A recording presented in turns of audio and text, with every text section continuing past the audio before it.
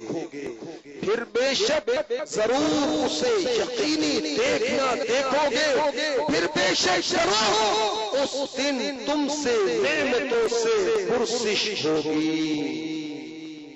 بے سبب بخش دے نہ پوچھ عمل، یا اللہ بے سبب بخش دے نہ پوچھ عمل، نام غفار ہے تیرا یا عیب کھول نہ میرے محشر میں، نام ستار ہے تیرا یا لاج رکھ لے گناہگاروں کی، مولا لاج رکھ لے گناہگاروں کی، نام رحمان ہے تیرا یا رب۔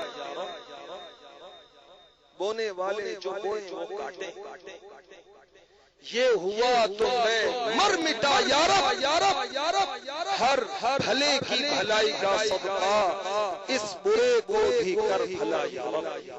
آمین آمین بجاہ النبی الامین۔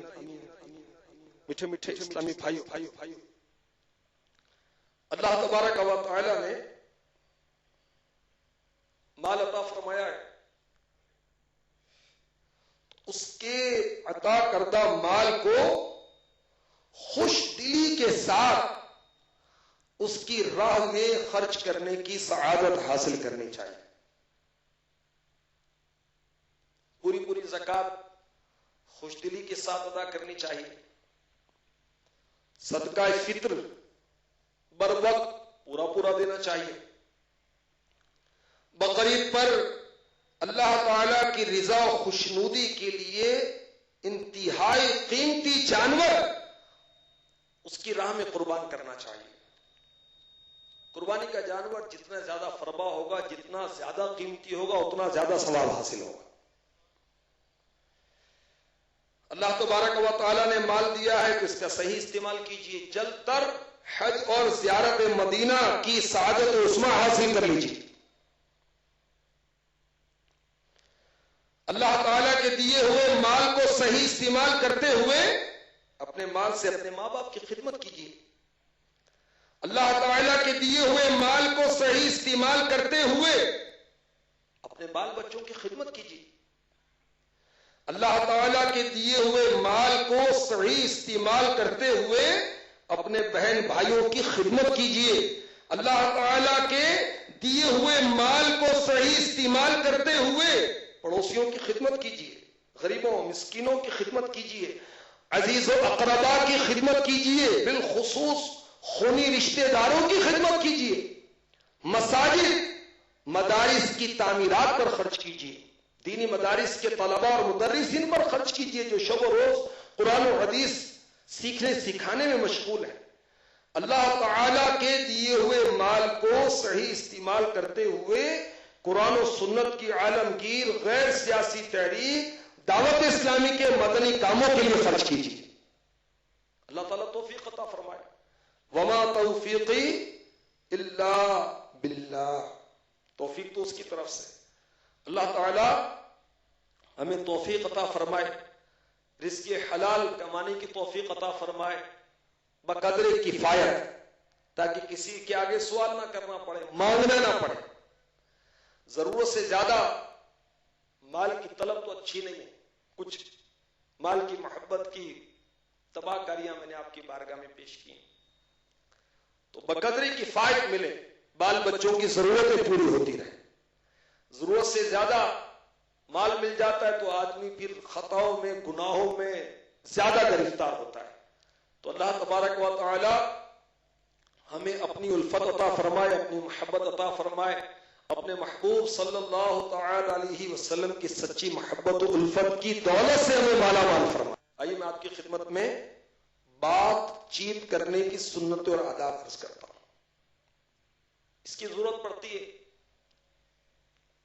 اور ہم لوگ تو بلا ضرورت بھی بولتے رہتے ہیں، حالانکہ بلا ضرورت بولنا نقصان دہ اور غیر ضروری گفتگو کرنے سے خاموش رہنا افضل ہے۔ سرکار مدینہ صلی اللہ تعالی علیہ وسلم گفتگو اس طرح دل نشین انداز میں ٹھہر ٹھہر کر فرماتے کہ سننے والا آسانی سے یاد کر لیتا. جب بھی گفتگو کریں، بات چیت کریں، مسکرا کر کریں، خندہ پیشانی سے کریں. چھوٹوں کے ساتھ شفقت والا انداز ہونا چاہیے، بڑوں کے ساتھ مؤدبانہ. انشاءاللہ دونوں کے ہاں معزز ہو جائیں گے. بعض لوگ چلا چلا کر بات کرتے ہیں بے تکلفی کے ساتھ، اور آپس میں پھر وہ ایک دوسرے کے ہاتھ پر تالی بھی دیتے ہیں، ہاتھ بڑھاتا ہے، اس پر ہاتھ مارتا ہے. تو یاد رکھیے، تالی سیٹی بجانا محض کھیل کود تماشا اور کفار کا طریقہ ہے، یہ مسلمانوں کا انداز نہیں. بات چیت کرتے وقت دوسرے کے سامنے بار بار ناک یا کان میں انگلی ڈالتے رہنا، تھوکتے رہنا اچھی بات نہیں. اس سے دوسرے کو گھن آتی. جب تک دوسرا بات کر رہا ہو ہمیں اطمینان سے سننا چاہیے. اس کی بات کاٹ کر اپنی بات شروع نہیں کرنی چاہیے. کوئی ہکلا کر اٹک کر بات کرتا ہو تو ہمیں اس کی نقلیں اتارنی چاہیے، اس سے اس کی دل آزاری ہو سکتی ہے. بات چیت کرتے ہوئے تہکا نہیں لگانا چاہیے. ہمارے آقا دو عالم کے داتا صلی اللہ تعالی علیہ وسلم نے کبھی بھی قہقہا نہیں لگایا. یہ کیا ہوتا ہے قہقہا لگانا؟ کیا ہوتا ہے؟ اتنی آواز سے ہنسنا کہ اس ہنسنے کی آواز دوسرے تک پہنچ جائے، یہ قہقہا. زیادہ باتیں کرنا اور بار بار قہقہا لگانے سے وقار بھی مجروح ہوتا ہے. سرکار مدینہ صلی اللہ تعالی علیہ وسلم کا فرمان علی شان ہے، جب تم کسی دنیا سے بے رغبت شخص کو دیکھو، اسے کم گو یعنی کم بولتا پاؤ تو اس کے پاس ضرور بیٹھو، کیونکہ اس پر حکمت کا نزول ہوتا ہے. حدیث پاک میں ہے من صمت نجا، جو چپ رہا اس نے نجات پائی.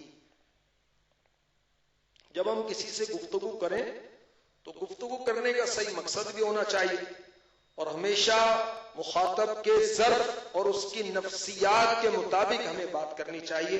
جیسا کہ کہا گیا کلم الناس علی قدر عقولہم، لوگوں سے ان کی عقلوں کے مطابق کلام کرو.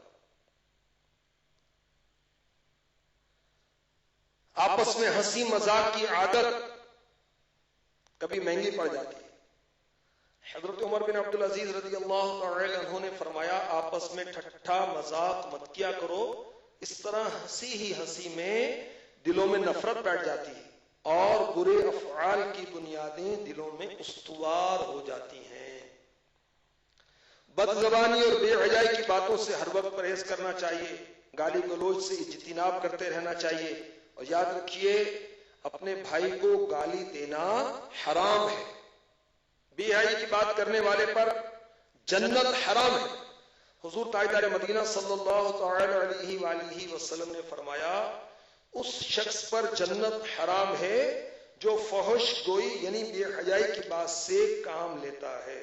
یا اللہ عز و جل ہمیں گفتگو کرنے کی سنتیں اور آداب پر عمل پیرا ہونے کی توفیق عطا فرما. امین بجاہ النبی الامین صلی اللہ تعالی علیہ وسلم.